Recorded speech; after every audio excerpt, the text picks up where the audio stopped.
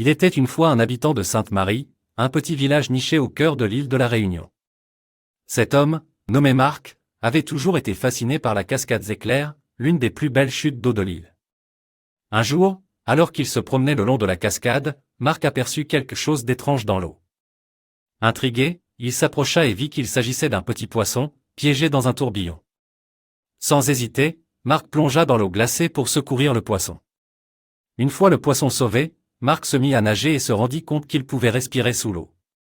Étonné, il a décidé d'explorer la cascade Zéclair comme jamais personne ne l'avait fait auparavant. Il découvrit alors un monde étonnant, peuplé de créatures merveilleuses et de plantes étranges. Au fil de ses explorations, Marc apprit à contrôler ses pouvoirs aquatiques et à communiquer avec les créatures sous-marines. Il est devenu un protecteur de la cascade Zéclair et veilla à ce que les visiteurs respectent cet endroit magique. Un jour, alors qu'il explorait les profondeurs de la cascade, Marc découvrit une grotte secrète. À l'intérieur, il a trouvé un coffret contenant un parchemin ancien. Ce parchemin révélant l'emplacement d'un trésor légendaire, caché depuis des siècles dans les montagnes de la Réunion.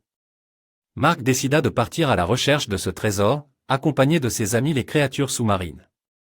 Leur quête les mena à travers des rivières tumultueuses, des jungles épaisses et des montagnes escarpées. Mais finalement, après des mois de recherche, ils trouvèrent le trésor tant convoité. Grâce à sa bravoure et à sa ténacité, Marc était devenu une légende vivante à Sainte-Marie.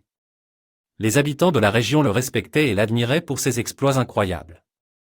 Mais pour Marc, la plus grande récompense était de pouvoir continuer à explorer et à protéger la cascade Zéclair, l'endroit qui avait changé sa vie à jamais.